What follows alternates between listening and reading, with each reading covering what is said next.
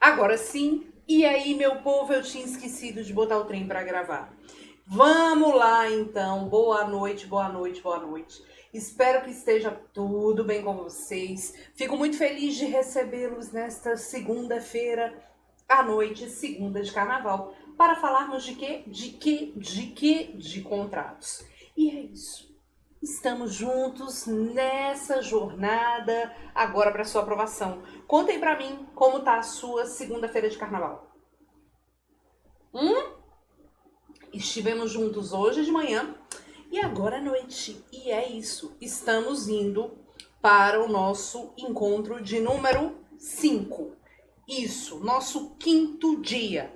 Já falamos de sucessões, família, coisas, responsabilidade civil e agora nós vamos falar de contratos. E é isso. E vamos aqui. O povo tá ansioso por causa da prova domingo e fique tranquilo, tranquilo, tranquilo, porque o nosso bloco da aprovação está passando na sua rua para te chamar para ser aprovado e ser aprovada no exame de ordem, garantindo 7 pontos em direito civil. E é isso. E agora, vocês gostaram do meu enfeite?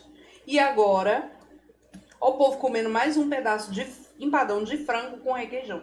Gente, é um assinte a pessoa vir falar de comida agora, neste momento da nossa aula. Pois muito que bem. O bloco da Robertina de Jesus. Vamos lá? Vamos falar de contratos? Vamos para o que interessa. Vamos montar o nosso material. Contratos, episódio de número 5. E aí, o que nós vamos ter aqui, Brasil? Olha só. Nós vamos ter aqui o seguinte. Parte de contratos. Eu quero que você comece recordando que quando a gente fala de contratos, a gente tem um ponto muito específico, porque contrato é o que, Brasil? É fonte de obrigação. Então, certamente, nos contratos, você sempre... Deixa eu só arrumar esse microfone aqui. Nos contratos, certamente, você sempre vai observar... Peraí que eu tô mexendo no microfone. Meu microfone tava ruim. Peraí. Pronto. Certamente, nos contratos, você sempre vai identificar uma obrigação. E, como a gente sabe, obrigação pode ser um dar, um fazer e um não fazer. Então, sempre num contrato, você vai observar uma obrigação. O contrato vai ter uma obrigação no meio. Ah, eu estou vendendo o carro. Ponto. Se eu estou vendendo o carro, tem uma obrigação de dar ali no meio. Quem comprou vai dar o dinheiro e quem vendeu vai dar o carro. Então é sempre nesse sentido. A gente sempre encontra nos contratos uma obrigação, tá? E uma dica que eu dou para vocês é o seguinte. Uma dica que eu dou para vocês é o seguinte. Preste atenção. Quando você observa, né, ali, basicamente, essa parte contratual, a gente tem que lembrar como que se forma o contrato. Diferentemente do que nós temos na parte, por exemplo, de... Deixa eu olhar aqui para vocês que eu me concentro melhor. Na parte de direitos reais, que o direito real é transmitido com a entrega da coisa, ou com o registro, se for um imóvel, diferentemente dessa situação, a gente tem nas obrigações a formação por meio da manifestação de vontade. Então, via de regra, os contratos são consensuais.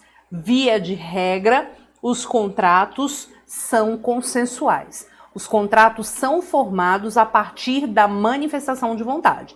Então, se eu falo para você, aceita comprar o meu celular? E aí você diz, sim, aceito, o contrato está formado.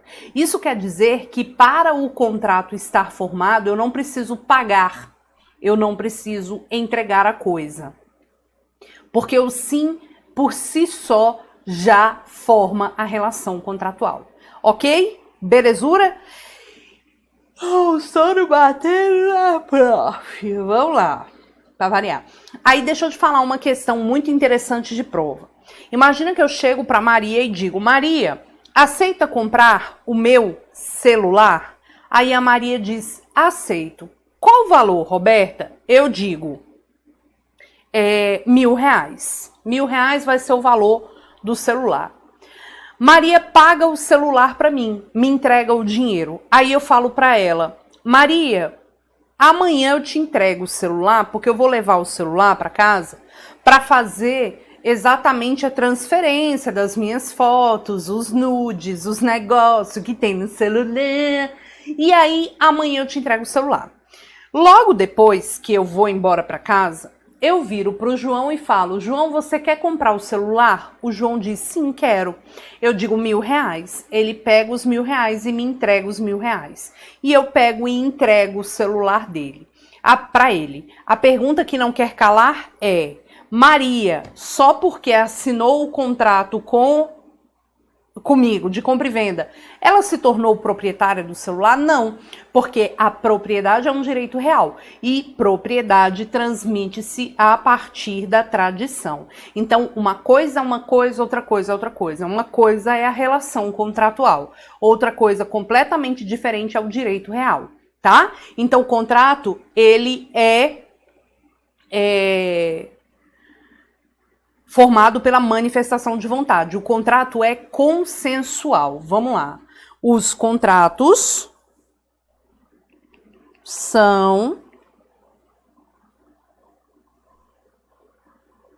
consensuais.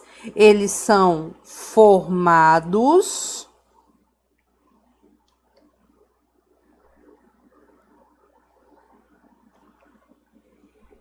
pela vontade das partes, tá? Então, o contrato, ele é formado pela vontade das partes, certo? Cuidado com isso. Se os contratos são consensuais, a regra é que eles sejam formados pela vontade das partes. Mas nós temos, pessoal, uma exceção. Qual é a exceção? E é interessante você lembrar da exceção na hora da prova, porque pode ser que a banca te dê um caso específico e pergunte para você se aquele contrato está formado ou não. O oposto dos contratos consensuais, que são em sua maioria, são os contratos reais. Olha, o próprio nome já diz. Como que eu transmito um direito real? Não é pela entrega, pela tradição ou pelo registro? Pois é, contratos que nós chamamos de contratos reais são os contratos que são formados pela entrega da coisa. O que é um contrato real? É um contrato que só faz sentido ser formado a partir da tradição da coisa, tá? A partir da tradição da coisa. Exemplo, nós vamos ter aqui, ó, o contrato de depósito, o contrato de empréstimo, por exemplo. O que é um empréstimo? Se eu chego para você e falo, me empresta seu celular, aí você fala, sim, empresto. Não faz sentido esse contrato se formar pelo simples sim das partes. É preciso a entrega da coisa. Me empresta o celular, Roberto? Eu digo sim. Aí eu entrego o celular para você. E aí é assim que se forma. Ou um contrato de depósito. O que é um contrato de depósito? É aquele contrato que eu chego para você e falo assim, olha, eu vou passar um mês nos Estados Unidos, recebo, Senhor. Vou passar um mês nos Estados Unidos e aí eu preciso deixar meu carro com alguém. Posso deixar meu carro na sua casa? Aí você diz sim, pode. Ora, não faz sentido que esse contrato de depósito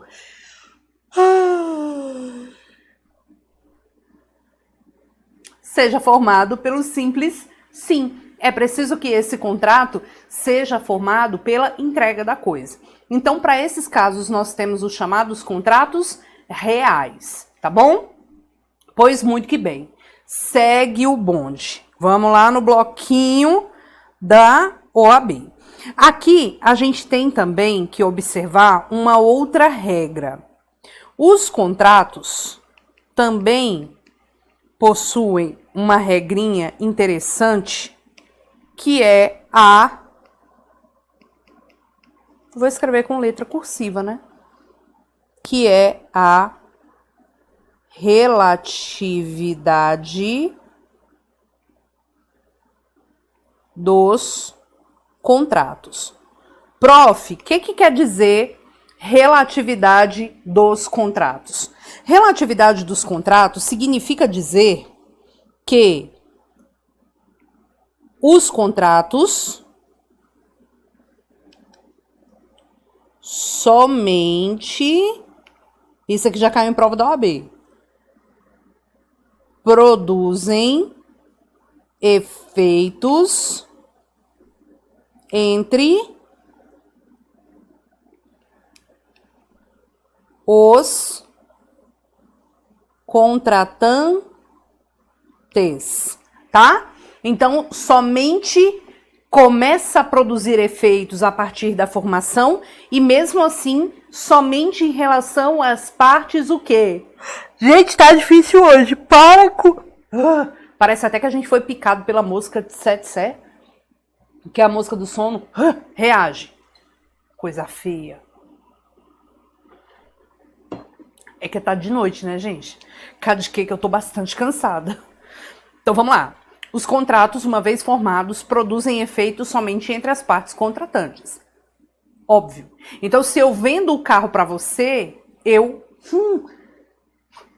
tenho uma obrigação com você. Não tem como a gente exigir obrigação do João, da Maria, sei lá, da Paloma, do Miguel, da Alícia, do Lulu, da Adriana, da Natália, que tá tudo no chat. Não tem como. Agora, vamos lá. Essa regra é uma regra que comporta exceção? É possível em algum momento que o contrato possa atingir terceiro? Tem exceção, sim. E como que é a exceção? Onde que nós vamos ter a exceção? A exceção vai acontecer quando o contrato puder atingir terceiros. Quais são as situações em que um contrato pode atingir terceiro? Nós temos 3 situações específicas, tá? São 3 situações específicas e 3 situações que, na verdade, são situações excepcionais, tá bom? Professora, quais são essas situações? Vamos lá. Eu quero que você preste bastante atenção agora, porque essas situações, 2 delas já caíram em prova. Uma ainda não, mas pode ser que sim, tá? Então, qual é a primeira situação?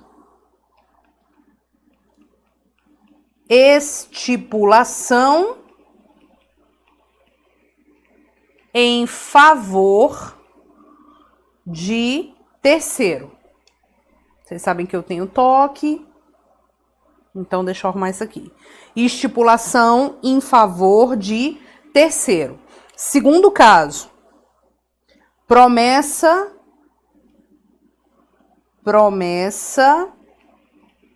de fato de terceiro. Já ouvi falar, né? E também contrato com pessoa a declarar. Professora, Eu quero provas, porque aqui a gente trabalha com provas.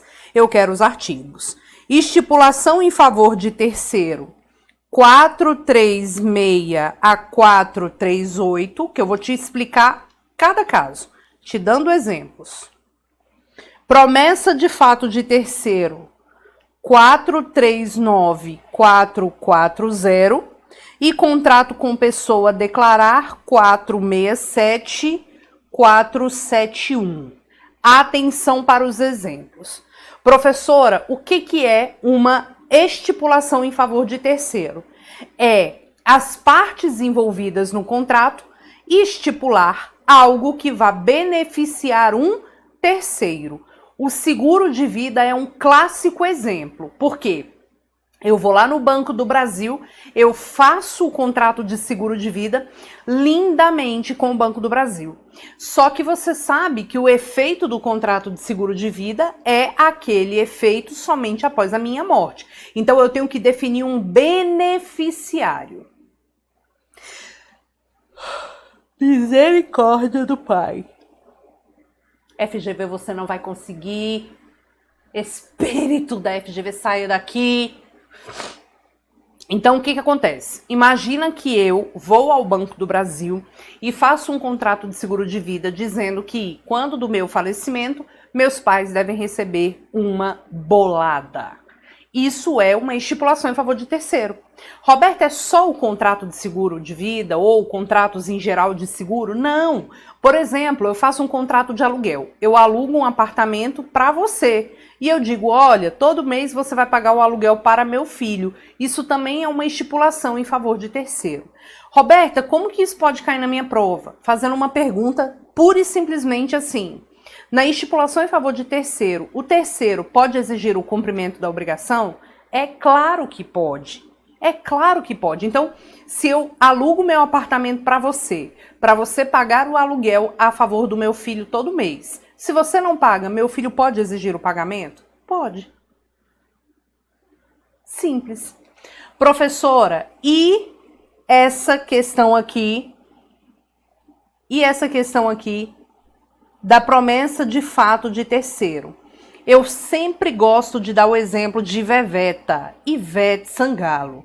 Imagina que você está procurando um cerimonial para organizar a sua festa de casamento. E aí eu pego e tô bem lá, linda, né, fazendo a sua festa. Aí eu falo para você, olha, fazendo não, querendo fazer a sua festa. Aí eu falo para você, olha, seguinte é esse. Se você fechar o contrato comigo, e você me contratar para o seu cerimonial, eu prometo que Ivete Sangalo vai tocar na sua festa. Quem é que não quer Ivete Sangalo tocando na festa? Meu amigo, você pode até não gostar de axé, mas uou, é Ivete, todo mundo vai gostar, os convidados vão gostar. E aí eu falo, né, se você fechar comigo, eu prometo. Aí você fecha. Chega no dia da festa, eu falo, ó, Ivete não quis vir, não. O que quer dizer isso? A pergunta que não quer calar. O povo, eu não quero. A pergunta que não quer calar. Se Ivete não for na festa, quem vai responder pelo fato que prometeu? Ivete ou eu? Óbvio que sou eu. Quem promete fato de terceiro e o terceiro não cumpre, é quem vai responder. Agora, se eu fosse casada com a Ivete, em um regime, por exemplo, de comunhão universal, e eu prometesse que Ivete ia tocar na sua festa, e Ivete não vai na sua festa, ela não comparece na sua festa. Se você pedir indenização contra mim, e de uma forma ou de outra,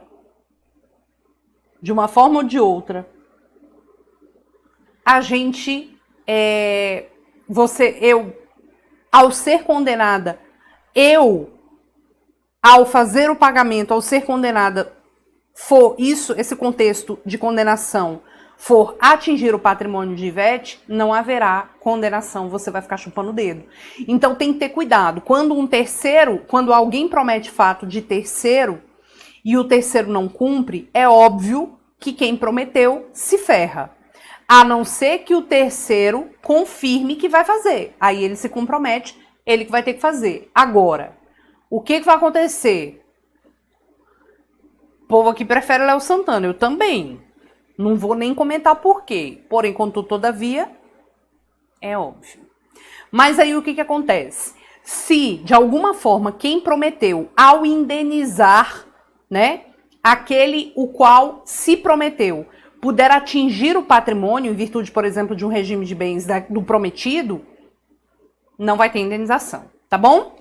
E essa terceira situação aqui? Aliás, isso aqui caiu na prova da OAB uma situação do cara que prometeu que uma pessoa ia dar uma entrevista numa rádio e a pessoa não foi, enfim, né? Pois bem, aqui no contrato com pessoa a declarar, coisa mais simples do mundo. Imagina que eu quero fazer uma doação para uma instituição de caridade. E aí eu falo, vou fazer a doação para a instituição de caridade que a Nilda indicar. Nilda Nascimento indicar. A Nilda vai falar, seguinte é esse, eu quero entregar o valor que a Roberta vai doar para a instituição X. Pronto. Eu fiz um contrato de doação com uma pessoa que ainda vai ser declarada, com um sujeito que ainda vai ser declarado por alguém. Esse é o exemplo, tá bom? E é isso. Então, é possível que um contrato produza efeitos em relação a terceiro? Claro que sim. Professora, que mais? Bom, em relação a contratos, a gente ainda precisa lembrar de uma regra muito, muito bacana, tá? Muito, muito bacana. Que regra é essa? A regra da obrigatoriedade dos contratos. Quem é que lembra?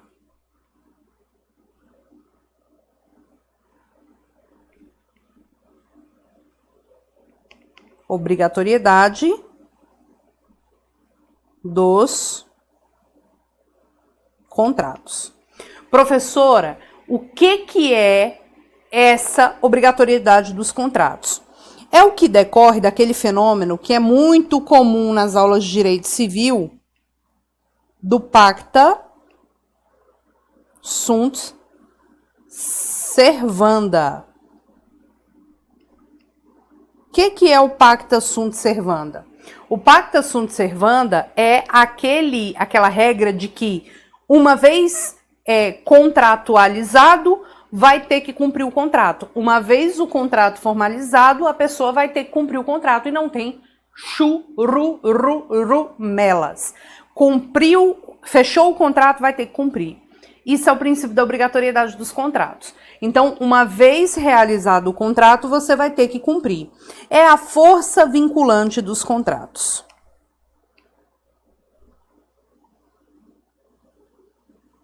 Força vinculante dos contratos. A minha pergunta é: essa regra tem exceção? Que você me diz? Essa força vinculante dos contratos tem exceção? Claro que tem. A força vinculante dos contratos tem exceção. E quando a gente fala, doutores, em exceção, nós estamos falando na possibilidade de revisão dos contratos. Preste atenção agora. Nós estamos falando na possibilidade de revisão dos contratos. Estamos falando de quê? De revisão dos contratos. Estamos falando de revisão dos contratos. Quando é que eu posso revisionar um contrato ou desfazer um contrato? Quando é que eu posso revisionar um contrato? No primeiro caso e no segundo caso. Caso A e caso B.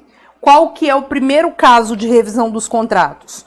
Quando acontece um fortuito ou força maior. Exemplo, você comprou o carro comigo, eu me comprometi a entregar o carro amanhã. De repente aconteceu uma situação de um raio cair em cima do carro. Isso é um fortuito ou força maior. Nesse sentido, o carro destruiu, é óbvio que eu não vou ter o carro para te entregar. Então a gente pode desfazer o contrato, a gente pode, inclusive, se for possível ainda o cumprimento da obrigação, revisionar o contrato, tá bom? Então a gente pode, aliás, eu vou até colocar aqui para você, revisão barra resolução. Só que a resolução do contrato é uma medida, pessoal, que vai acontecer de forma muito excepcional, tá bom? De forma muito excepcional, só se não for possível a revisão. Aliás, me lembrei aqui de mandar a minha completa solidariedade para o povo de São Paulo, a tragédia que aconteceu agora recentemente com, né, as fortes chuvas que caíram em São Paulo. Eu vi uma cena que me deixou extremamente triste, que foi um monte de pessoas enfileiradas, passando as crianças de mão em mão para poder retirar as pessoas ali, salvar as crianças dos escombros, as pessoas dos escombros. Eu fiquei muito mal quando eu vi essa cena. Me deu um aperto no coração, porque muitas vezes a gente se irrita com tão pouco, né? Ontem, na minha casa, Ontem estourou um cano, sábado, estourou um cano na minha casa e alagou a casa inteira. Eu fiquei assim, meu Deus do céu, por que isso está acontecendo comigo? Que coisa horrível. E eu fiquei chateada mesmo. E aí eu fui ver o noticiário à noite e vi a situação das pessoas que perderam tudo, a casa inteira. E eu imediatamente olhei para cima e falei, meu Deus, obrigada pelo que aconteceu comigo. Porque mesmo na tragédia, a gente tem que ser grato. Porque o que pra gente pode ser uma tragédia não é nada, né? Não é nada. Às vezes perdi todos os meus livros da biblioteca, mas o que são os meus livros da biblioteca diante da minha vida que permanece, da minha estrutura que permanece e o que aconteceu na vida das pessoas ali, de São Paulo, ou o terremoto que teve agora também recentemente, e várias pessoas morreram. É muito triste. Então a gente tem que ser grato, né? Até com as coisas ruins que acontecem com a gente. Então, um beijo pro povo de São Paulo, minha solidariedade pro povo de São Paulo. A Alicia tá falando ali que São Paulo tá alagada. Um momento muito triste, tá? E continua chovendo muito, as pessoas estão sem ter onde morar, né? Enfim, essas chuvas de janeiro, eu sempre lembro de São Paulo e Rio de Janeiro, a parte ali litorânea, que sempre acontece alguma coisa desse tipo, algum tipo de calamidade. E enfim, né, gente? Muito triste. Mas vamos voltar aqui. Então, se eu vendo o carro para você e um raio atinge o carro, é uma situação de um fortuito, eu não vou ter como cumprir o carro, então cumprir a entrega do carro, então a gente desfaz o contrato. Então é uma excepcionalidade. Só que nós temos também outra excepcionalidade, tá? Que é a excepcionalidade B, que eu vou colocar aqui, ó.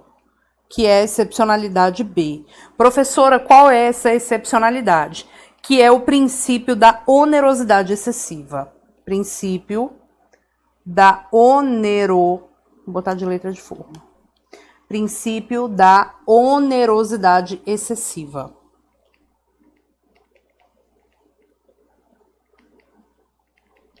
Princípio da onerosidade excessiva. Eu coloquei no simulado para vocês de ontem, tá? Eu coloquei no simulado de vocês. O que acontece? Princípio da onerosidade excessiva. Esse princípio demanda 2 artigos, o 317 e o 478. E é interessante você observar que esse princípio da onerosidade excessiva, ele exige uma situação de excepcionalidade e desequilíbrio, tá? Então, aqui, a gente tem uma situação extremamente excepcional, ou seja, é um extraordinário que ninguém espera, ocasionando o desequilíbrio contratual, tá? O caso que eu coloquei no simulado de vocês foi uma pessoa que fez um contrato de locação de uma sala comercial para funcionamento de escritórios temporários. E aí ela alugava o escritório temporário para as outras pessoas, né? O tal do coworking. E aí, nessa situação, veio a Covid-19, numa situação de completa excepcionalidade, um fortuito que é um extraordinário que ninguém imaginava que ia acontecer, para tudo. E o negócio da pessoa fica completamente parado, sem o lucro. E aí, é possível revisionar o contrato de locação? Claro que é possível revisionar o contrato de locação nessas hipóteses. Foi o caso que eu coloquei para vocês no simulado de domingo, de ontem, tá bom? Então, são situações excepcionais que acontecem que podem demandar a revisão do contrato. Agora, deixa eu te falar. Pode acontecer a resolução do contrato, que é o desfazimento do contrato? Pode. Pode acontecer o desfazimento do contrato? Pode, mas isso é em última ratio, em última hipótese. A gente só vai postular o desfazimento do contrato quando não for possível revisionar. Então, a revisão é a primeira saída. Se não for possível, a gente vai promover a resolução, que é o desfazimento do contrato. Print na tela em 3, 2, 1. Vamos lá. Agora vamos ver uma coisa aqui, que eu quero que você memorize, porque vive caindo na prova da OAB.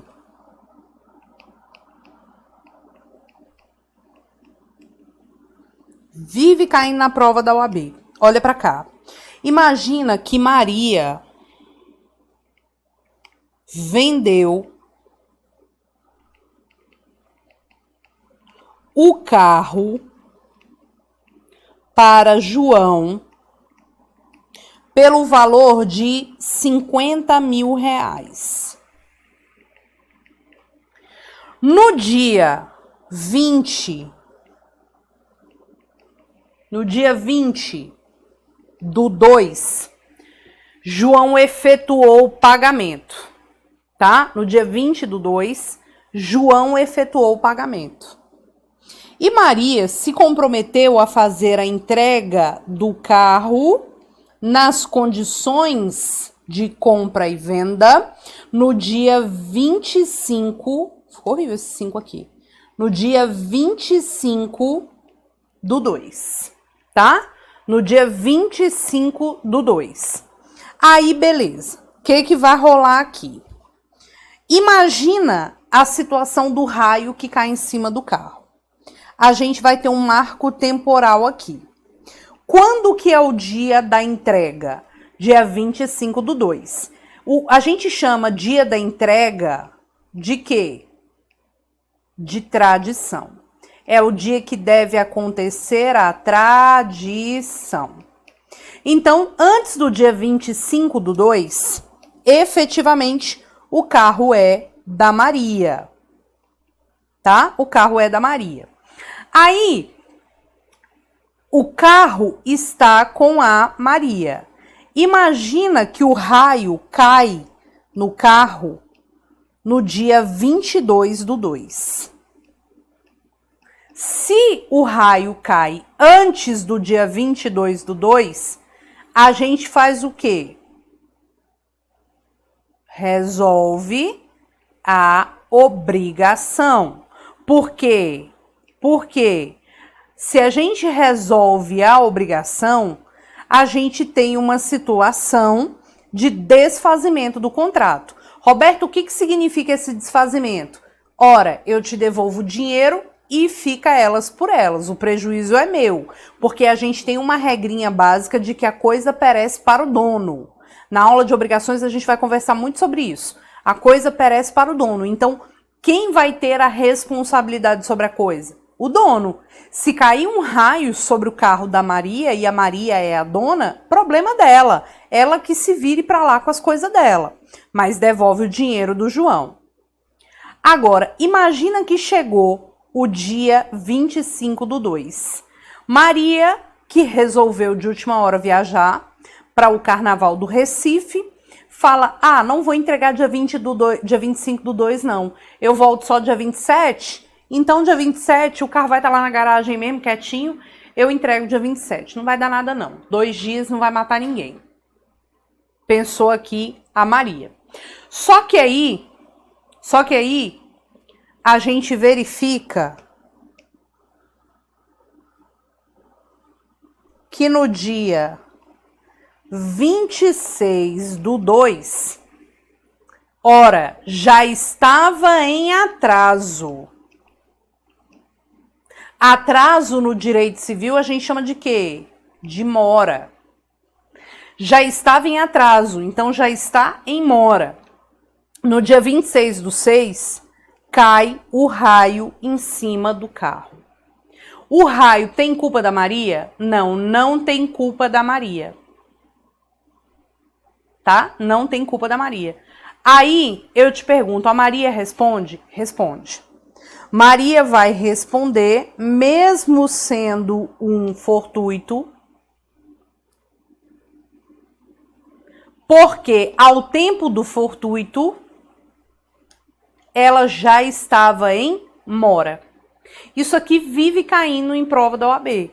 E vive caindo mesmo. Dá o exemplo exatamente assim. Tinha que cumprir a obrigação no dia tal, não cumpriu. De repente, por uma falta completa de... Como é que fala?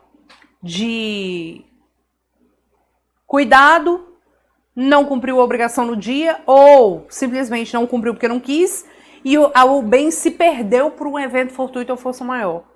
Embora você não tenha como atribuir culpa do raio que caiu em cima do carro da Maria à Maria, ela responde, porque ao tempo do cumprimento da obrigação, ao tempo da perda do bem, ela já estava inadimplente. E a gente tem um artigo aqui bonitinho, que é o 399 do Código Civil, tá? 399 do Código Civil. E eu quero mandar um beijo especial para Gildarte, que tem 72 anos e vai fazer a prova da OAB e vai passar com fé em Deus, tá? Vai passar sim, tenho certeza, tá bom? Roberta, e aí ela responde pelo quê? Responde pelo lucro cessante, pelo dano emergente, pelo valor do carro, por tudo, todos os prejuízos que vierem pela frente, tá bom? Todos os prejuízos que, porventura, vierem a acontecer ali por conta do não cumprimento da obrigação. Tá bom? E é isso. Dá o print nessa tela. Podemos seguir? Pois muito que bem. Bora falar de uma outra coisa aqui importante sobre contratos, que é em relação às garantias contratuais, tá? Garantias contratuais.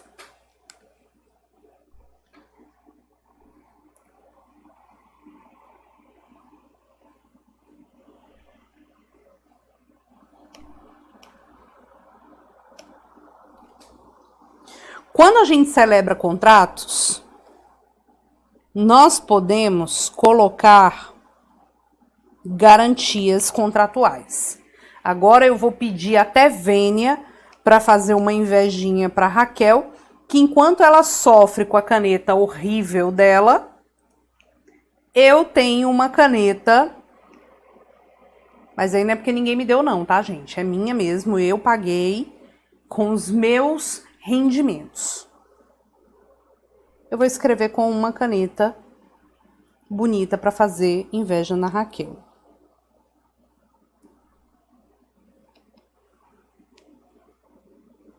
Calma aí. Porque é isso, né, Brasil? É cada um com seus perrengues. Fala pra Raquel tirar o escorpião do bolso e comprar a caneta dela.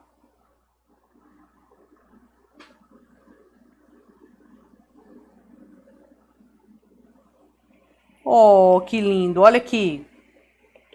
É a caneta que a gente não vê quando ela escreve. Pois é. Olha só, gente. Aqui a gente vai ter o seguinte. Quando a gente tem garantias contratuais, nós temos duas possibilidades de garantias. Nós temos as garantias chamadas de convencionais, que são as garantias que as partes fazem. Ah, eu quero que você coloque a garantia X. Beleza, tá? Beleza. Problema. Garantias convencionais são aquelas garantias fixadas pelas partes. Tá bom?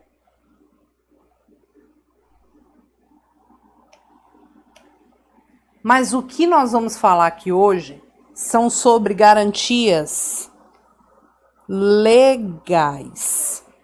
São essas garantias legais que eu quero falar com você hoje. Professora, no que constitui essas garantias legais? Eu vou até escrever aqui, ó, com a caneta diferente. Muita hora nessa calma. O que são as garantias legais? Garantias legais são aquelas garantias impostas pela lei. Professora, são garantias impostas pela lei quando? Calma que eu vou escrever para você, cadê que eu estou aqui pegando a minha caneta mágica. Então, olha só, são as garantias legais que a gente tem aqui prevista obrigatoriamente pela lei. Mas, professora, em quais casos? Essas garantias legais, elas vão estar previstas de forma automática e implícita. Quer dizer, eu não preciso sequer prever exatamente a cláusula dessas garantias, porque já é automática e implícita. Em que tipo de situação? Nos contratos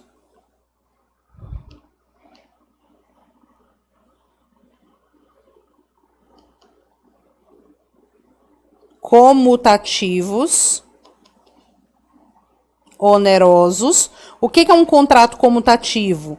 É aquele contrato que você tem certeza das prestações, tá? Compra e venda, eu sei quanto que eu vou pagar, eu sei quanto que eu vou receber. Então, compra e venda é um contrato comutativo. E oneroso é o que tem essa contraprestação. Contrato comutativo oneroso é exatamente esse que tem essa contraprestação. Compra e venda é um real oficial contrato comutativo oneroso. E também nas doações com encargo. Quando a gente fala de doação, se eu chego para você e falo assim, vou te dar uma casa, ponto. Isso é uma doação pura. Vou te dar uma casa para que você institua uma creche. Isso é uma doação com encargo. Doação com encargo tem essas cláusulas aqui. Doação pura não. Aliás, alguns doutrinadores chamam a doação com encargo de doação, eu nem gosto desse nome, onerosa, tá? Te dou a casa, doação pura, te dou a casa para que você institua uma creche, doação onerosa ou doação com encargo. E quais são essas garantias legais que nós temos? Nós vamos ter duas garantias legais. Duas.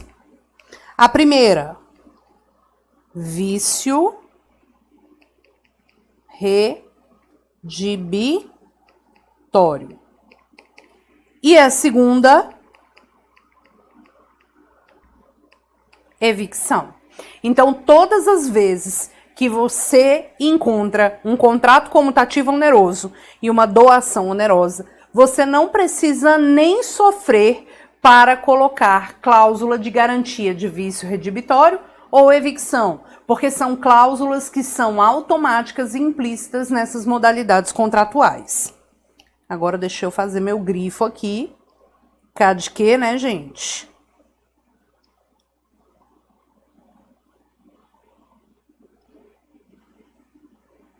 Vamos lá. Então, olha só, tudo isso é para fazer inveja na nossa Raquel. Então, gente, olha só. Vício redibitório. O que é um vício redibitório? O vício redibitório, ele é um vício oculto. Estamos em aula de consumidor? Não. Tu vai aplicar essas coisas que eu estou falando no consumidor? Também não. Porque se você fizer isso, minha chave de fenda. Tu se lembra da chave de fenda, né? Pois bem.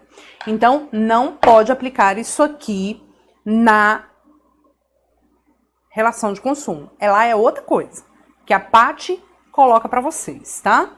Então, olha lá. É um vício oculto. É um vício oculto que torna a coisa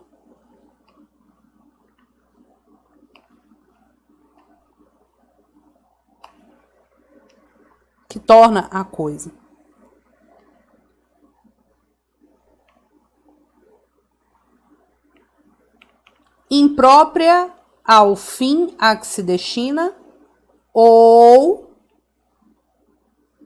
vou até botar para cá, ou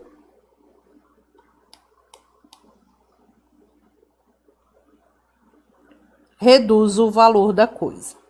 Exemplo, já caiu aí em prova também. Exemplo, eu vendo um carro para você e esse carro está com um problema no motor. Você não é obrigado a conhecer de vícios nos motores dos carros. E isso faz com que a coisa não funcione mais. Torna a coisa imprópria ao fim a que se destina ou reduz o valor. Então, nós temos aqui, pessoal, duas situações que geram o uso, né, da questão do vício redibitório. Professora, quais são as situações específicas? Tornar a coisa imprópria ao fim a que se destina ou reduzir o valor. Ou reduzir o valor. Professora, nisso nós vamos ter as demandas, né? Nós vamos ter as demandas, as chamadas ações edilícias, para discutir um vício redibitório. Se você compra uma coisa que é imprópria ao fim a que se destina, se você compra uma coisa que é imprópria ao fim a que se destina, de fato, meu povo brasileiro, o que você vai fazer? Devolver a coisa. Redibir significa desfazer. Então, o que você vai promover de ação se a coisa se tornar imprópria? Qual é a ação que você vai ajuizar? Ação redibitória. Você vai promover uma ação redibitória. E se apenas reduzir o valor? Uma ação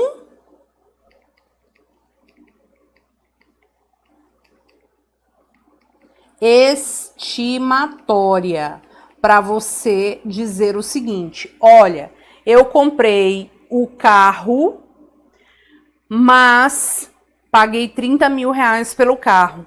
Se o carro não tivesse esse vício, ele valeria 30, mas como ele tem, ele vale 25. Eu quero ficar com o carro, então eu quero reduzir o valor. Ação estimatória. Agora, se o vício apenas reduz o valor do bem, você é obrigado a ficar com o bem?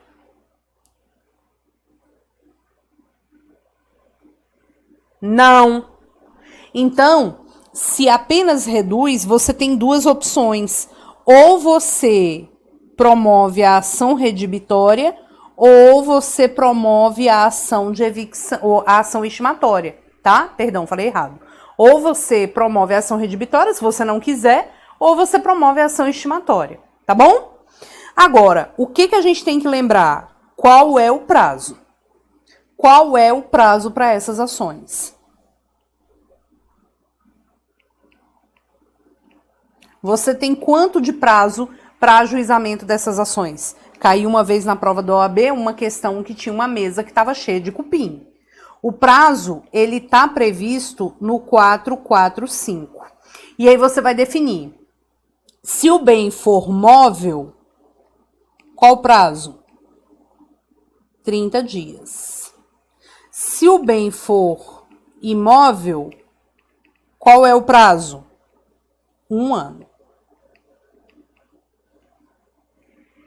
Então, se eu vendo para você o carro, você tem 30 dias para promover a ação redibitória ou a ação estimatória, contados da entrega. Agora, professora, e se for um imóvel? 1 ano. Mas, professora, e quando o vício é muito oculto? Existem vícios muito ocultos, como, por exemplo, os cupins em uma mesa, né? O cupim...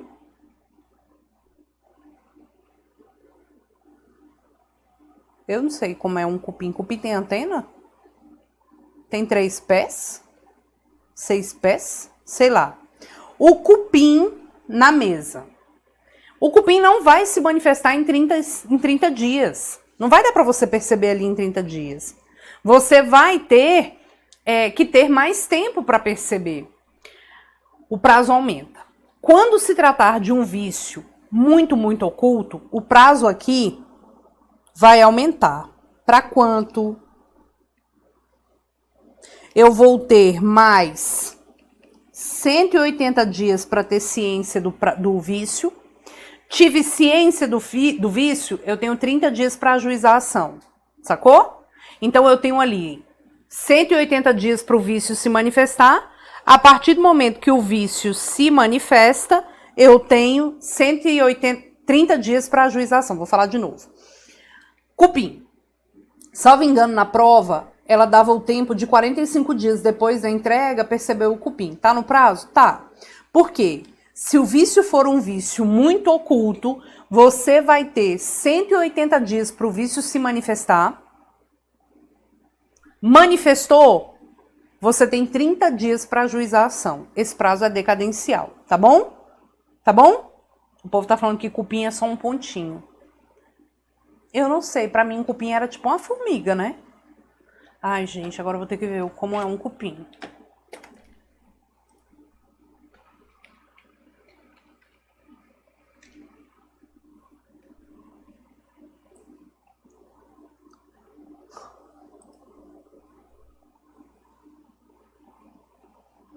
Gente, é a coisa mais horrível.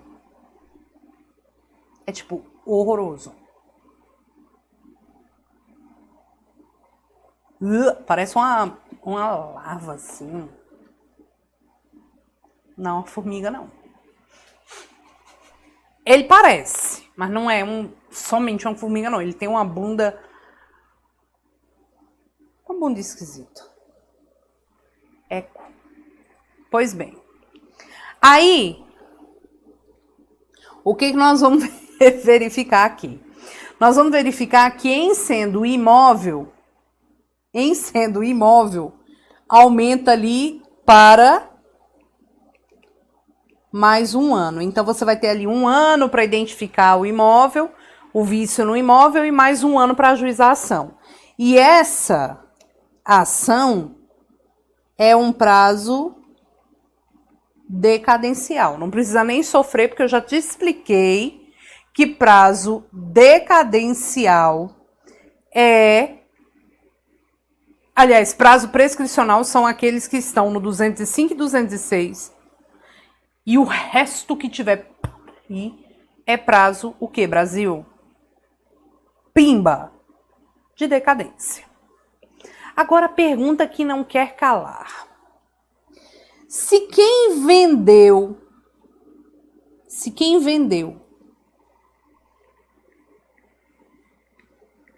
por exemplo, quem vendeu a mesa, não sabia que tinha cupim.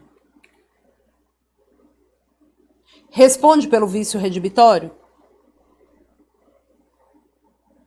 E se quem vendeu a mesa sabia do cupim? Responde pelo vício redibitório? E aí?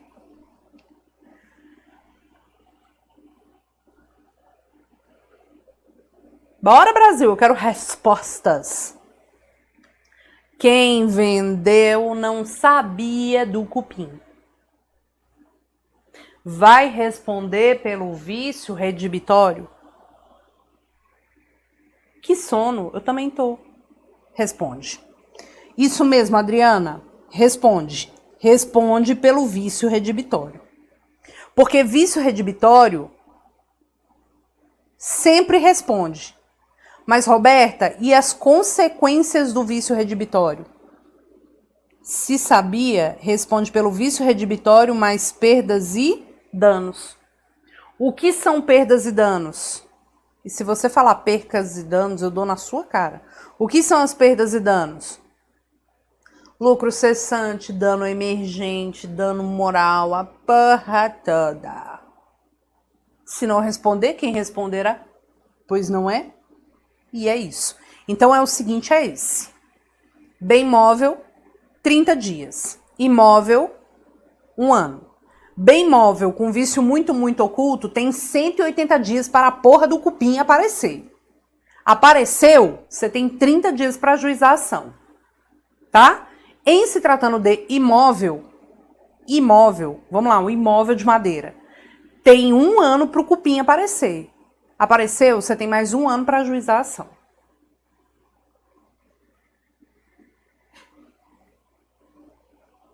Batata. Tá bom? E a evicção? Como é que é a evicção? Evicção é uma história muito assim. Quem vendeu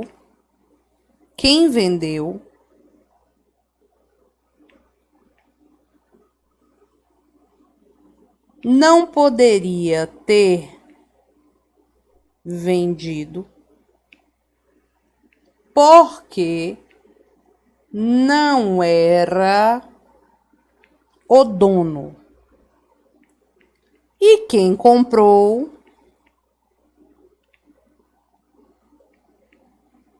perde o bem para o verdadeiro dono. É essa a história. Vendeu e não era dono. E vida que segue. Agora, deixa eu te falar. Imagina você que Raquel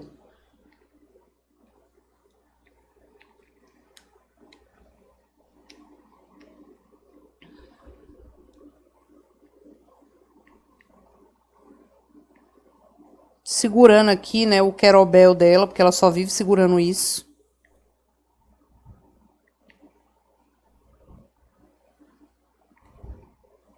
Querobel aqui, ó. Pesado que só o diabo. Raquel, com os cílios do tamanho do mundo, porque ela o quê? Compra os cílios dela.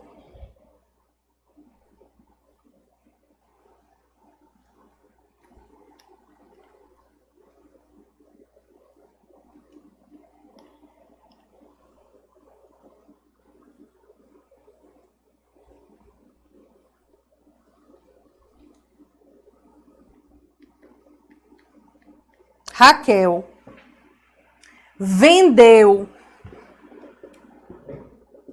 o carro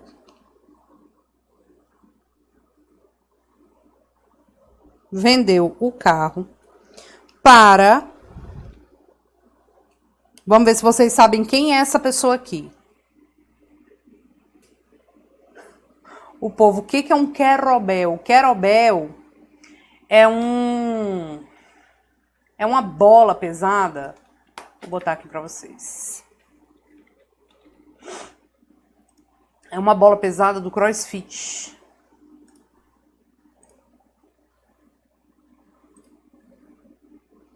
é isso aqui, ó. Vai, Brasil, abre aqui a tela. É isso. Ah, isso aqui é uma caneca. É isso aqui, ó, Querobel. Aliás, eu vou dar uma caneca dessa de Querobel pra Raquel. É isso aqui, é um Querobel, tá? Que ela fica lá andando com esses Querobel dela o dia inteiro. Ela tem Querobel em casa, gente. É o fim, né? O fim. Mas vamos lá. Raquel tá lá andando com os Querobel dela e resolveu vender o carro para... Vamos ver se vocês sabem quem é essa pessoa aqui.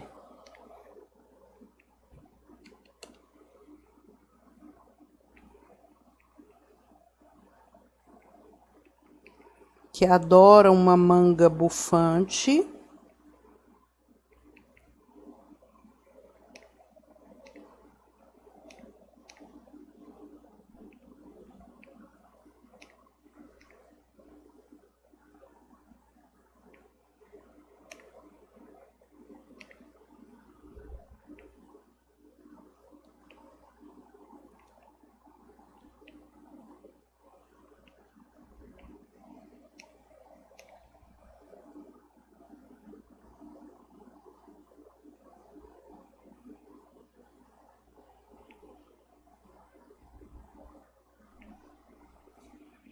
Quem é?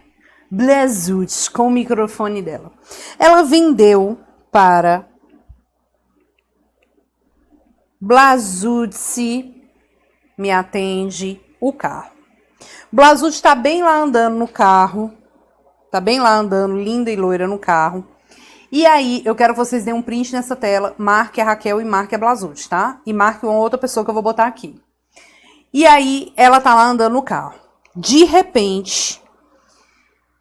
Essa pessoinha aqui, vamos ver se vocês sabem quem é.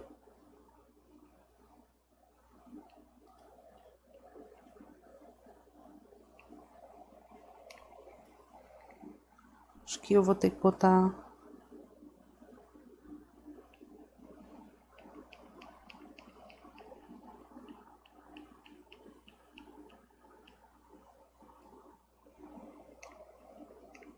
Deixa eu botar os livros aqui na mão para vocês visualizarem.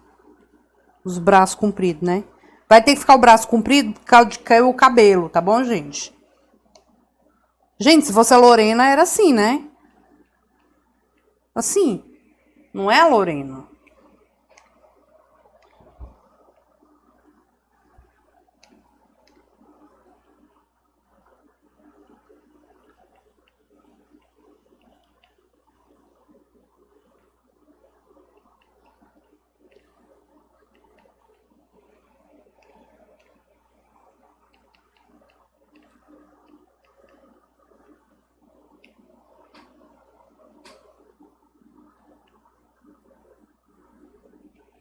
Quem? Patty Drake. A Patty é enorme, tá bom? Ela é gigante. Vou deixar a Lorena aqui, a Loris, mas assim, só pra ficar mesmo stand-by. Loris vai ser a juíza do caso. Tá? Loris. Não, deixa eu fazer o cabelinho da Loris aqui bonitinho. Vai ser a juíza do caso.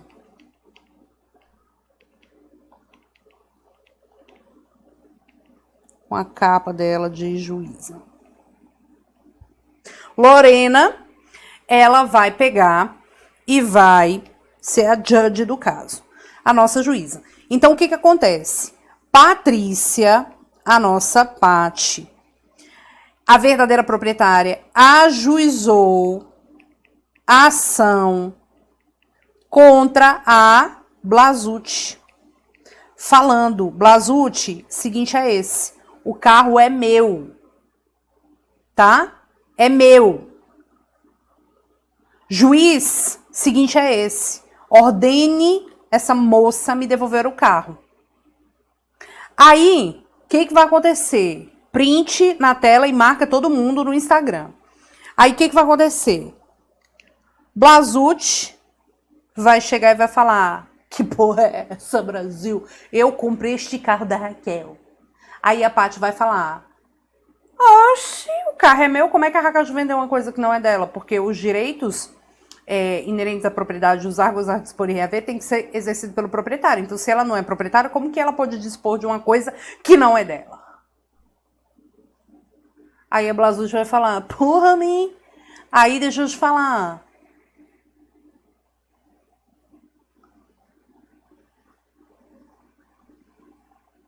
Excelência, Blasucci falando. Excelência, o seguinte é esse. Se eu perder o carro para a parte que se diz dona, eu quero que a Raquel me indenize. O que a Blasucci pode fazer? Vou só apagar aqui o finalzinho do nome para dar espaço. O que Blasucci pode fazer que a Raquel te ensina lá no processo? Ela pode meter o louco e botar a Raquel aqui, porque isso aqui é evicção, tá? Ela pode pegar e botar a Raquel no processo. Qual o nome dessa intervenção de terceira aqui? Denunciação da lide. Ou ela pode, depois que essa demanda terminar, da parte contra a Blasucci e a Blasucci perder, a própria Blasucci ajuizar a ação contra a Raquel. Tá bom? Aí vem a pergunta que pode cair no processo civil. Denunciação da lide é obrigatória? Sim ou não? Claro que não. Claro que não. Certo? Bota aí o print.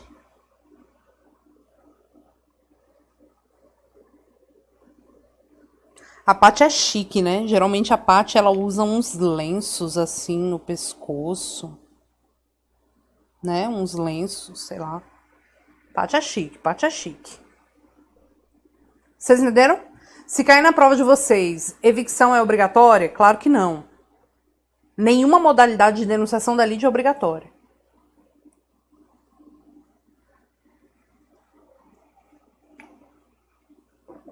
Tá bom? O povo tá mandando eu arrumar o cabelo da Raquel. Deixa eu arrumar. Porque o cabelinho dela é bonitinho, né, gente? Geralmente ela tem uns topetes.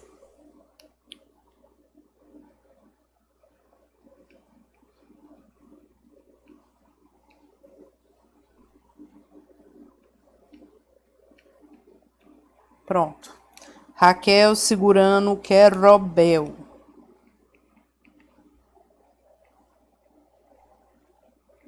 Dá o print aí na tela.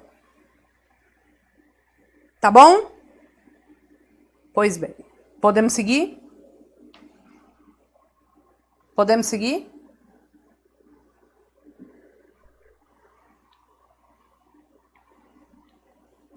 Então, seguindo aqui o bonde, a gente tem que conversar sobre uma outra coisa que eu gosto muito, muito, muito, muito, muito de falar, porque a FGV gosta muito, muito, muito de cobrar. Vamos lá. Deu o print? 3, 2, 1.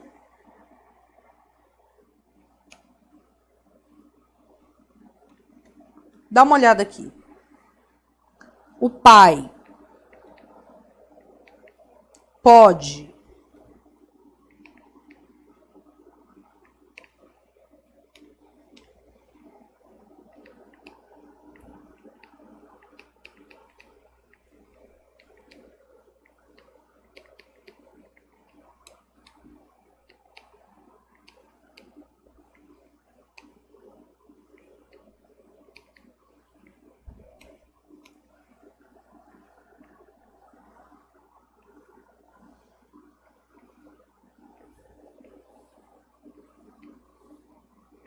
O pai pode. Aí vocês já estão aqui. Pode. Vender o carro para o filho? Sim ou não?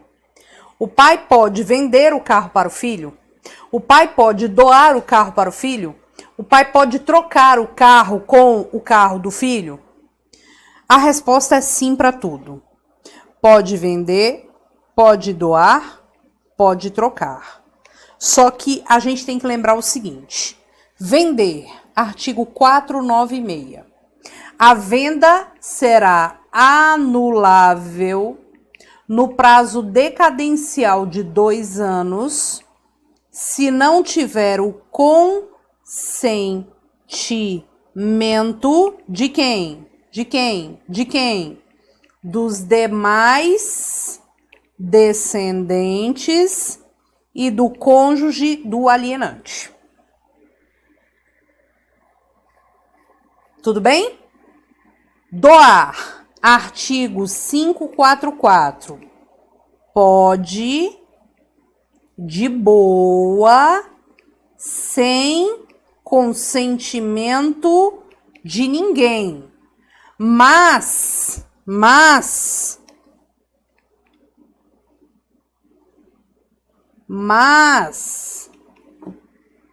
pode de boa sem o consentimento de ninguém.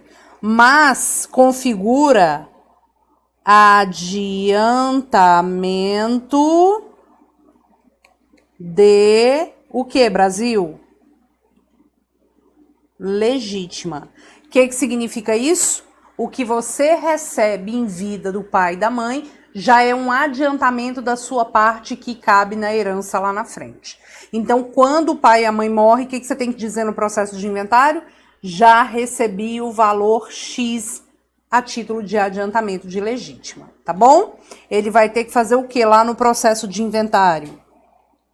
A colação dos bens no inventário, tá bom? E trocar, ele pode trocar os bens, né? Trocar o carro que ele tem com o carro do filho. O nome disso é troca ou permuta. Ele pode fazer isso? Sim ou não? Sim ou não? Pode. Aqui a gente tem a incidência do artigo 533. Ele pode. Mas se o valor entre os carros for igual, troca um carro de 50 mil por outro carro de 50 mil, de boa, sem consentimento. Mas se o valor for desigual, é igual na venda.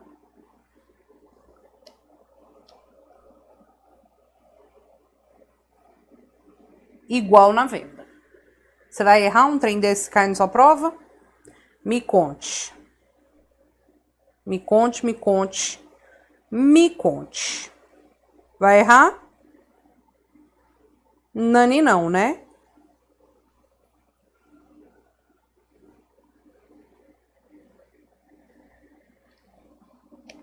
Dá o print na tela.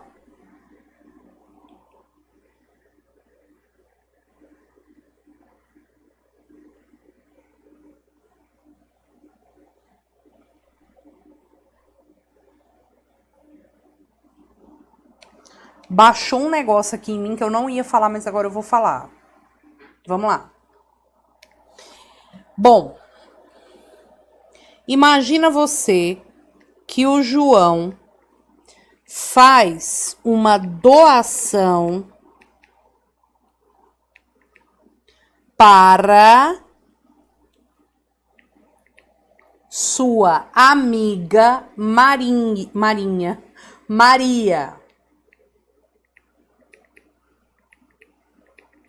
Tá?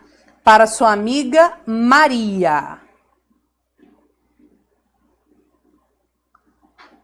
A pergunta que não quer calar é: João pode revogar essa doação? Ele pode falar: devolve. Rasgue as minhas cartas e não me procure mais. Devolva-me, deixe-me sozinha. Não tem? Devolva-me. Olha lá, o Kemer está perguntando, professora, na troca, mesmo se o valor diferente favorece o pai, necessita de consentimento, a lei não faz essa distinção, tá? É completamente acadêmica. Eu entendo que não, mas na sua prova vá com a letra da lei, tá bom? Então vamos lá, ele pode revogar? Pode? Pode. Como que ele pode revogar? Isso aqui também já caiu na prova do OAB. Como que você pode revogar? Por ingratidão do donatário. Não tem uma música? Renata, ingrata, não tem? Ou inexecução do encargo. Marina colocou ali, ó, inexecução do encargo ou ingratidão.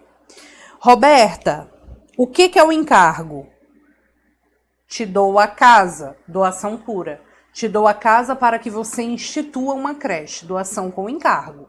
Se você não executa um encargo, eu posso revogar a doação. É critério meu, tá? Agora, ingratidão do donatário. Aqui, na inexecução, a gente tem o artigo 562, tá? Agora, por ingratidão do donatário, a gente tem o 557. Quais são os casos? Vamos ver quem lembra. Quais são os casos? A gente vai ter aqui, ó. Se o donatário, que é quem recebeu, né, no caso aqui, a Maria, atentou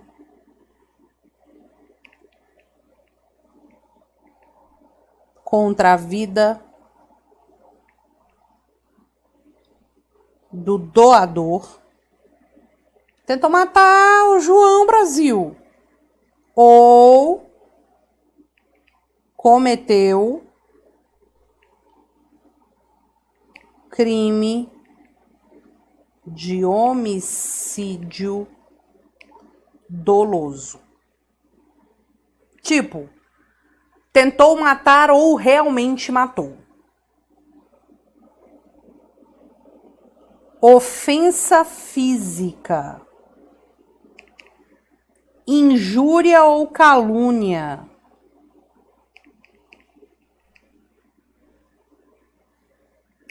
Injúria ou calúnia. Ou recusou alimentos ao doador, tá? Agora, tem uma coisa aqui que não é tão simples assim. Perceba, podem ser revogadas se o donatário tentou matar ou matou o João, se cometeu ofensa física contra ele, se cometeu injúria ou calúnia contra ele, ou se o doador, precisando de alimentos, né, a criatura ali, o donatário se recusou. Agora você tem que prestar atenção. Se esses atos aqui, presta atenção agora,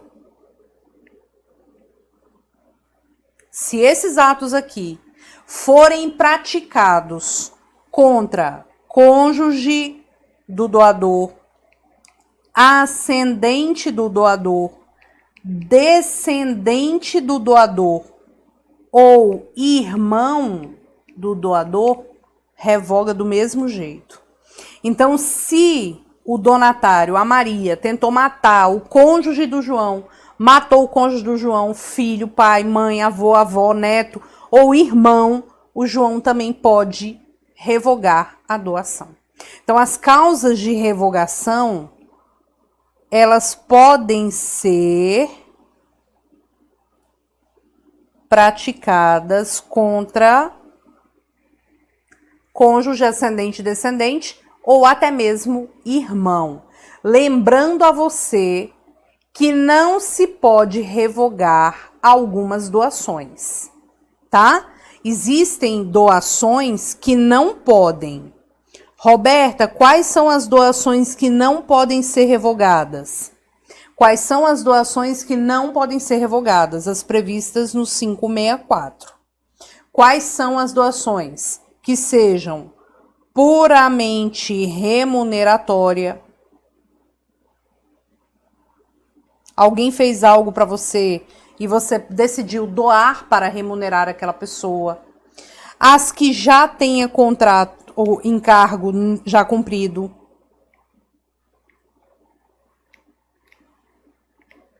Já cumpriu o encargo, tá? As que se fizerem em cumprimento de uma obrigação natural, que é aquela obrigação que não pode ser mais exigida. E aquele que você dá de presente de casamento. As feitas para determinado casamento não podem ser revogadas. Não podem ser revogadas, tá bom? Então, cuidado com essa parada aí, Maravigold, certo? Dá o print na tela. Sigamos. Coisas também bastante cobradas.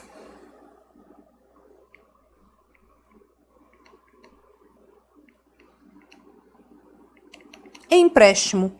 Quais são os tipos de contrato de empréstimo que nós temos?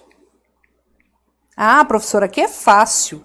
Eu posso ter o comodato e posso ter o mútuo. Professora, o que é o comodato?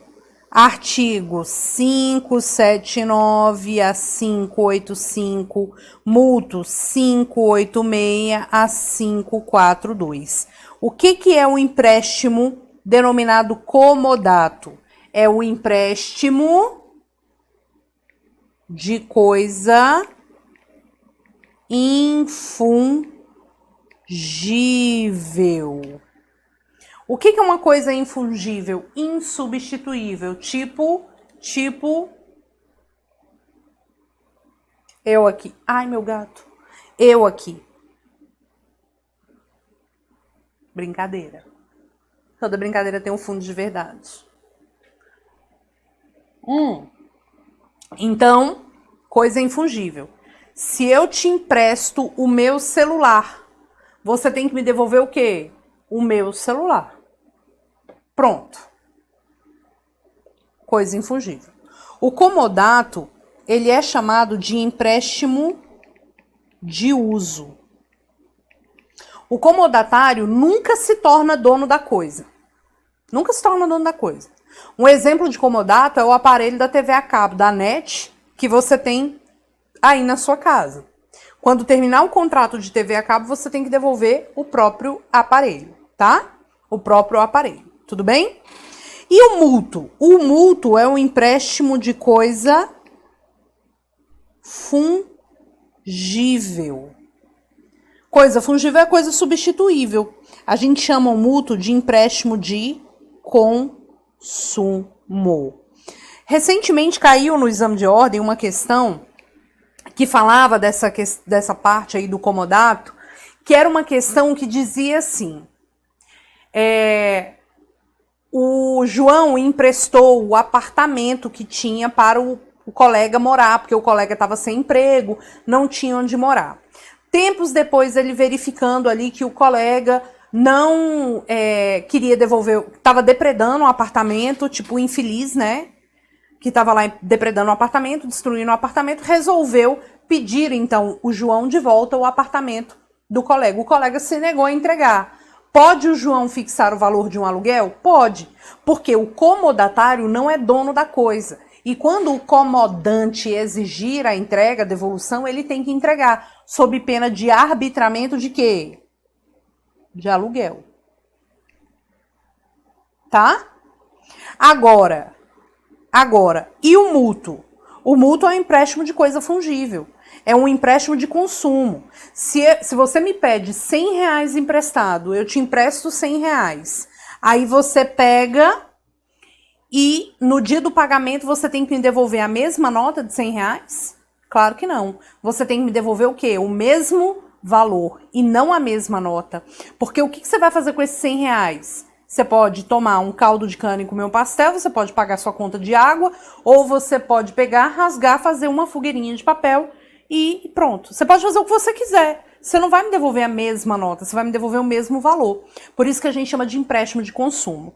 Um detalhe interessante que você tem que levar em consideração em prova é que o mutuário, que é quem está pegando dinheiro emprestado,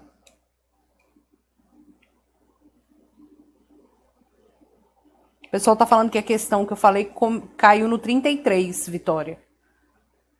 O mutuário, ele se torna dono da coisa. Porque, veja, imagina que no dia 20, você foi no banco e pegou R$200 emprestado. E você tem que pagar no dia 25. Aí, quando você pegou o dinheiro no banco, você foi embora, quando você tá lá bem longe do banco, chegando na sua casa, você perdeu o dinheiro. Você se tocou que você perdeu o dinheiro. Você vai chegar no dia 25 e falar assim, ô banco, perdi o dinheiro. Nem cheguei a gastar. Então não vou te pagar não. O que o banco vai falar? Falar, meu amigo, uma hora dessa com essa conversa ridícula. Quando você pegou o dinheiro aqui, tu se tornou dono do dinheiro. Se você perdeu, gastou, comeu, jogou fora, queimou, o problema é seu. Você vai me pagar de qualquer jeito. Porque o seguinte é esse.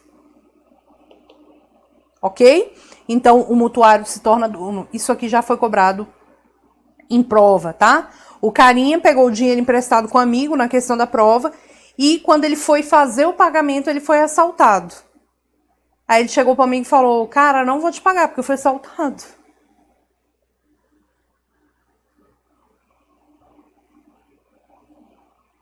Para, né? Vai pagar sim. Tô nem aí, tô nem aí. Não tem a música dessa? Então, é isso. Tudo bem? Maravilhoso? Maravilhoso? Pois bem, vamos para mais uma situação interessante.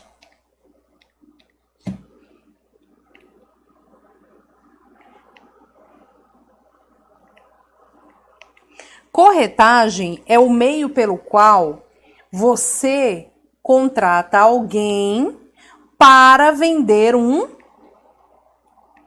imóvel para você. O que cai em prova? O que cai em prova? Aquela simples situação, né? Artigos 722 a 729. O que cai em prova? Avisa do print, dá o print aí então.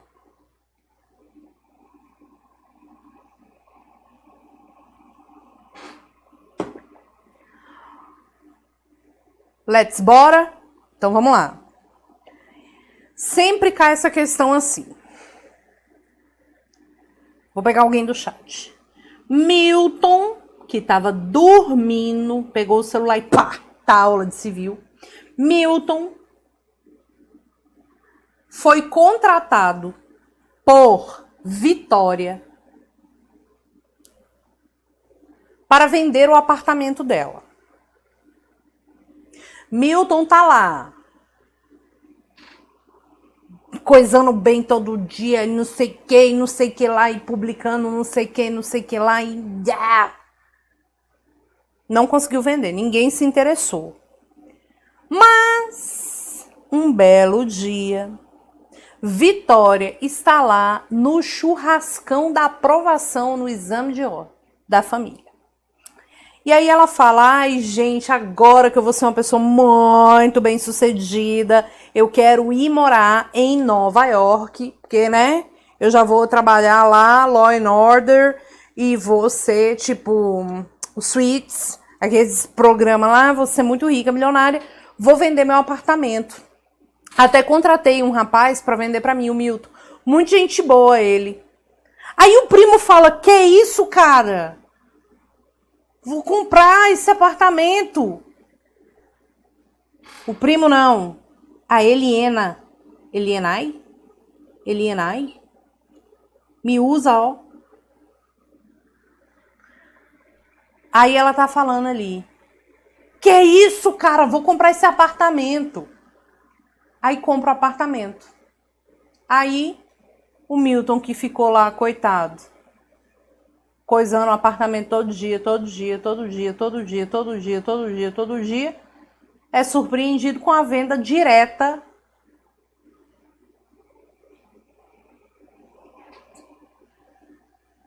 da Vitória. É devida a taxa de correção? Correção não. Corretagem? É devida a taxa de corretagem? Vamos lá, vou mandar o material no finalzinho aqui. É devida a taxa de corretagem? Milton, para você, se a venda for direta, sem intermediação do corretor, sem o trabalho dele, de jeito nenhum, porque se essas pessoas forem aproximadas pelo trabalho do corretor, é devido, né, Brasil? Então, sem o corretor, não deve nada. Não deve nada. Se for com o trabalho do corretor,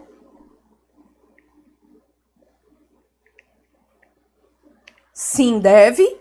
E se for direta sem o corretor, sim, deve, se houver cláusula de exclusividade. Só que essa cláusula de exclusividade tem que ser o quê? Escrita. Isso aqui cai. Então, se ela promete para ele verbalmente, você é exclusivo. 50 testemunhas viram essa promessa, você é exclusivo. Não interessa, porque a cláusula de exclusividade tem que ser o quê? Escrita.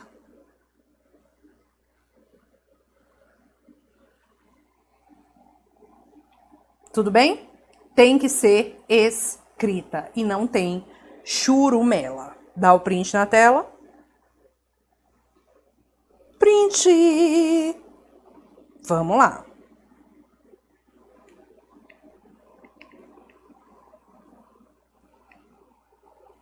Fiança. 818 a 839. A fiança é uma garantia. A fiança é um pacto acessório. Ai, Roberta, o que quer dizer? Que você vai ter a fiança somente se você tiver um contrato principal. Claro e evidente, né, Brasil? Então, por exemplo, num contrato de locação, você pode ter a fiança. A fiança, ela pode estar dentro do próprio contrato principal como uma cláusula. Vou botar aqui, ó, contrato principal e a fiança dentro dele. Geralmente num contrato, por exemplo, de locação, você pode verificar que a fiança está dentro das cláusulas do próprio contrato de locação. Ou você pode ter um pacto separado. Por exemplo, o contrato principal e a fiança num pacto separado, mas é óbvio que ela fará referência ao pacto principal. Porque a fiança, ela é sempre um pacto acessório. Ela é, na verdade, uma garantia, que a gente chama de garantia fidejussória.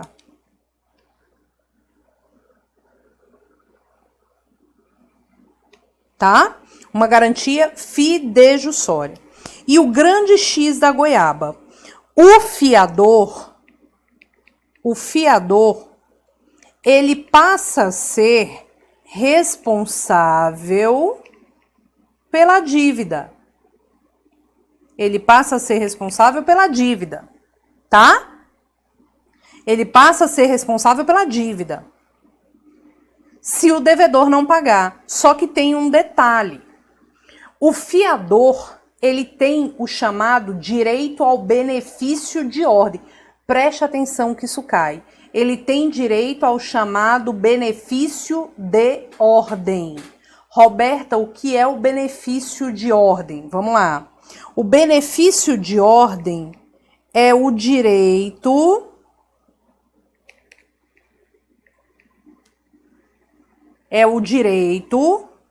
que o fiador tem de exigir que primeiro seja cobrado de quem? Do devedor.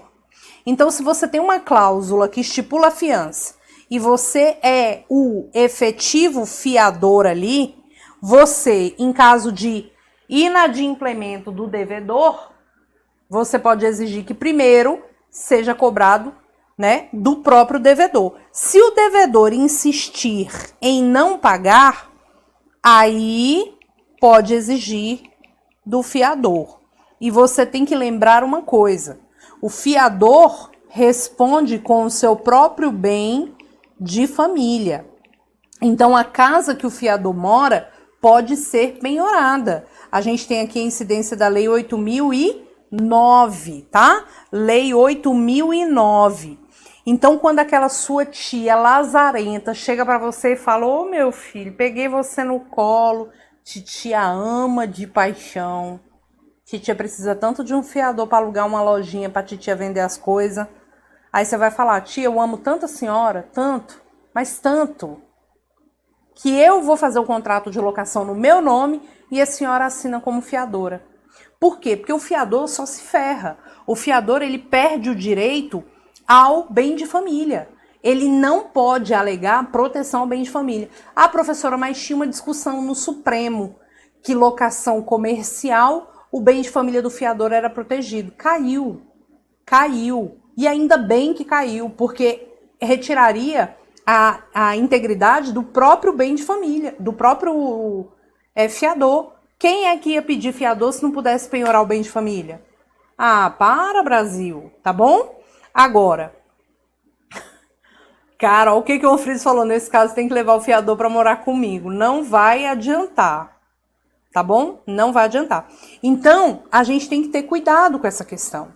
Só que existe a possibilidade de, no contrato, colocarmos uma cláusula de renúncia ao benefício de ordem. Renúncia ao benefício de ordem. Quando você tem a renúncia ao benefício de ordem, o próprio fiador já fica na linha de frente. Então, se você tem uma renúncia ao benefício de ordem, né? Tem lá uma cláusula do fiador, renuncia o benefício de ordem. O que ele está dizendo? Caso o devedor se torne inadimplente, galera, não precisa cobrar dele, pode cobrar direto de mim aqui. Certo? Tudo bem? E eu quero o print dessa tela.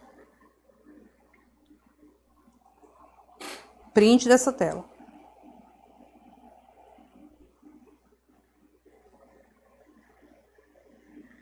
Roberta,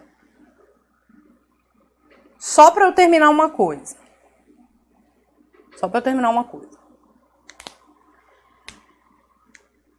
Vamos relembrar um negócio aqui sobre seguro, tá? Eu quero que você anote aí agora. Bebeu, morreu por conta da bebida, fez uma estripulia, morreu por conta da bebida. O seguro de vida paga? Seguro de vida paga? Paga. Bebeu, dirigiu porque é idiota, bateu o carro por conta da bebida. O seguro do veículo paga? Não. Cuidado. Bebeu, morreu. Seguro de vida? Ok. Bebeu, bateu o carro. Seguro do carro paga? Não. só se ficar comprovado que aquele acidente teria acontecido, ainda que se a pessoa não tivesse bebido, ok?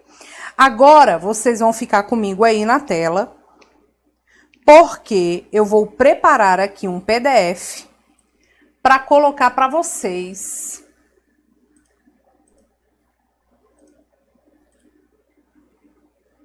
aqui no link. Deixa eu só pedir para o colega aqui preparar um PDF. Espera aí.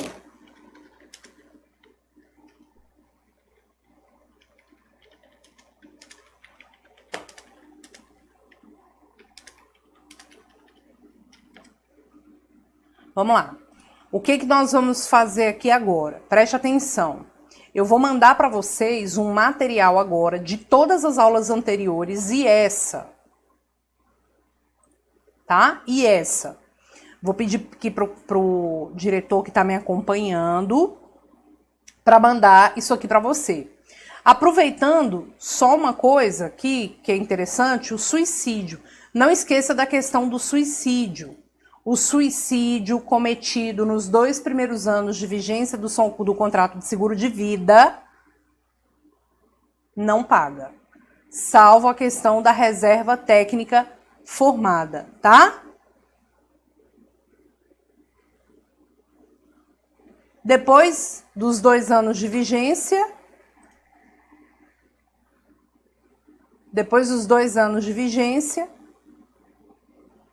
não tem problema o suicídio, vai pagar do mesmo jeito. Mas são 2 anos, tá? Tudo bem?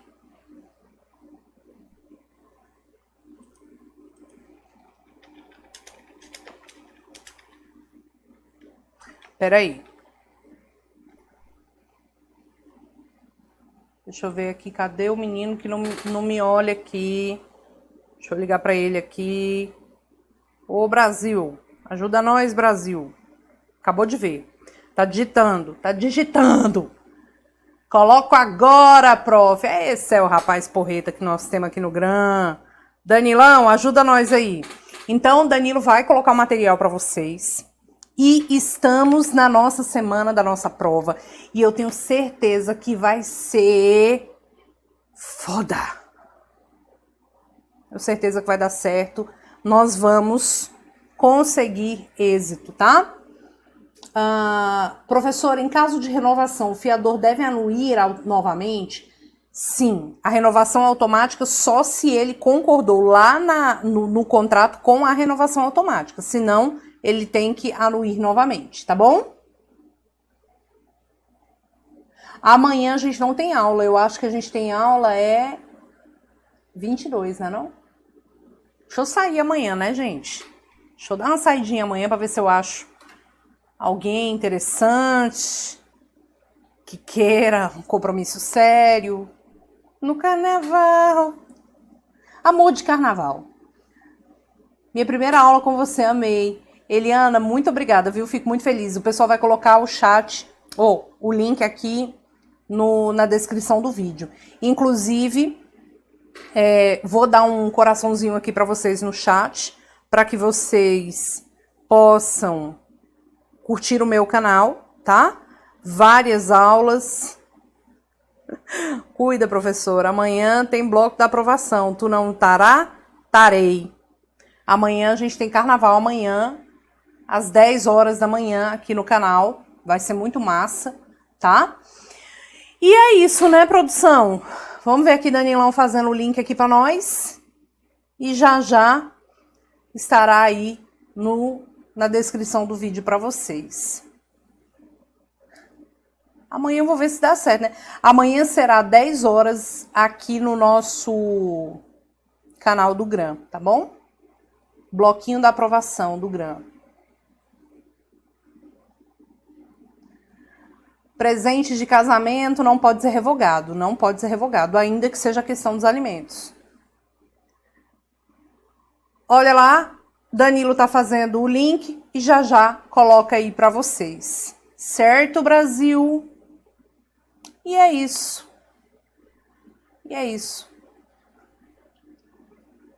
É nóis, Queiroz!